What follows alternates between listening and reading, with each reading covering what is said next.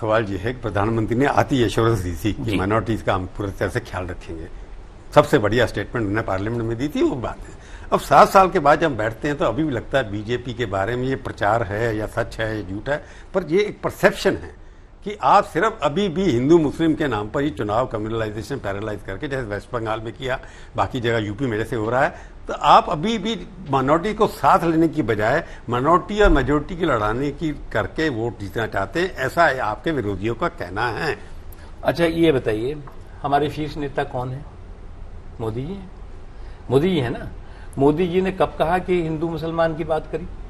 उन्होंने तो 130-135 करोड़ लोगों की बात करी हमेशा, चाहे वो चुनाव नहीं आप बताइए ना। या तो मैं मोदी जी पे चर्चा कर लूं। नहीं आप उत्तर प्रदेश से आते हैं, उत्तर प्रदेश से आते हैं। उत्तर प्रदेश में कितने मुस्लिम भाई पकड़े गए, किसी को गाय के नाम पे पकड़ लिया, किसी को किसी नाम से पकड़ लिया, अब भी कन्वर्सन का इश्यू उठा लिया। ये सब चीजें मोदी जी तो नहीं कहा। अच्छा मोदी जी बताइए, मोदी जी ने तो नहीं कहा कि आप करिए। आप बताइए, ये जबरदस्ती जो धर्मांतरण है, क्या संविधान इजाजत देता है?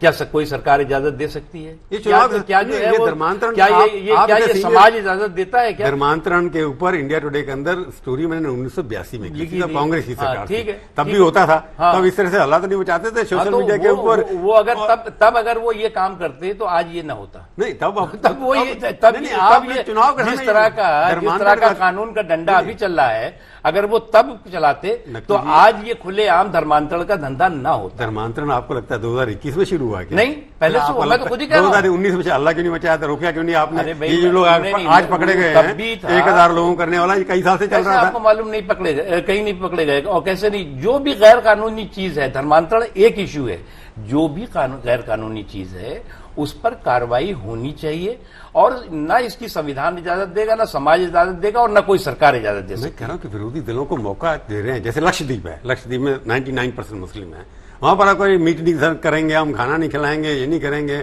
आपने किसी को वहां पर भेज दिया, ये एक इंटरफेरेंस कम्युनलाइजेशन हो जाता है ना। ये तो आपने हाईकोर्ट ने उसको बैन लगा दिया आपके ऊपर। मुझे तो एक अभी, क्योंकि ये मैटर हाईकोर्ट में है, मैं इस पर ज्यादा टिप्पणी आपके उसमें नहीं करूंगा, लेकिन एक अफसोस मुझे होता है, अगर कोई रिफॉर्म होता है तो आप कह देंगे साहब ये कम्युनल है।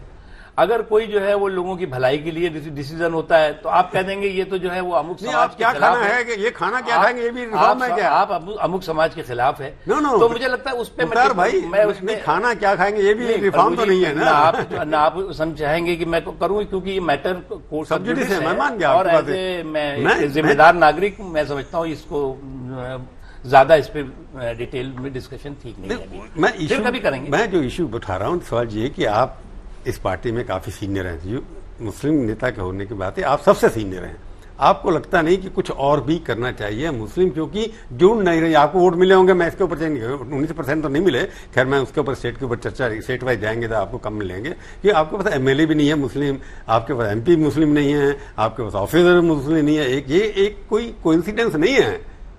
देखिए अब एक अगर आप आप ये बताइए कि बीजेपी जो है वो चुनाव असेंबलीज होती हैं उसमें टिकट देती है, चाहे वो नहीं अब अभी तमिलनाडु हुआ, केरला हुआ, बंगाल हुआ, बंगाल में मुसलमानों को बंगाल में दिया आपने मुसलमानों दिया ना, मैं बिहार में कितने को दिया भैया? मैं बिहार में ये इशू नहीं मैं कह रहा हूँ कि देखिए सवाल यहाँ ये पैदा होता है कि कोई भी पॉलिटिकल पार्टी, कोई भी राजनीतिक दल, बहुत ही ऑनेस्टी से कह रहा हूँ, कोई भी राजनीतिक दल उम्मीदवार तय करता है तो वो जीतने के लिए तय करता है, जिताने के लिए तय करता है। एक चीज, किसी भी स्टेट में जहां हमने मुसलमानों को हमारा प्रतिनिधि चुनकर नहीं आया, हमने उसको इग्नोर नहीं किया।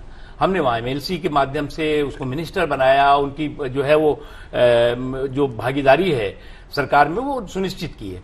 इसलिए मैं मानता हूं कि आने वाले दिनों में आप दो मुसलमान भाई हमारे शाहनवाज हैं, दोनों के दोनों शाहनवाज हुसैन और आप दोनों कहते हैं सीनियर बीजेपी के अंदर हैं, आपको मिला क्या मैंटी, फिर उसको वहां पे भेज दिया आपने स्टेट में।